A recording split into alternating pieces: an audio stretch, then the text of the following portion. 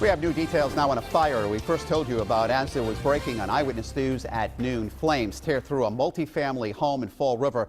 Now this is video from the scene we got this morning, and you can see the smoke is just pouring out of that gaping hole right in the middle of the building. We've also learned firefighters had a tough time getting water to the scene because the closest fire hydrant wasn't working.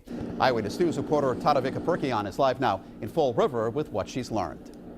Well, take a look at the damage the fire caused to this three-story apartment building behind me. Crews are still cleaning up at this hour.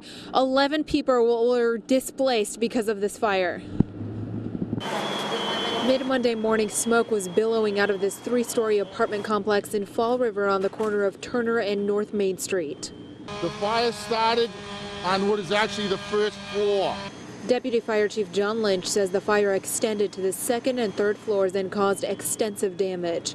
The hydrant closest to the building was dead, so firefighters had to pull 400 feet of supply line to the one down the street. Heavy smoke buildup, they had a hard time, and also there's a lot of debris inside the original fire department. They made ventilation difficult, entry difficult, and getting to the scene of the fire difficult. Lynch says 2 of his firefighters were taken to the hospital for exhaustion and minor smoke inhalation.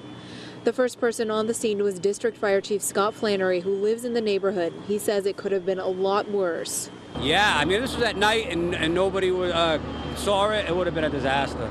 The cause of the fire is still under investigation, but the 2 people living in the apartment tell us they believe it was a heater they were using. We were using one of those ceramic heaters, and it must have fallen and started a fire. The fire department says a couple of rabbits and cats were in the building and unlikely to have survived. And the fire department tells me the fire caused about $150,000 in damage. Live with the mobile newsroom, Tadavika Perkian, Eyewitness News.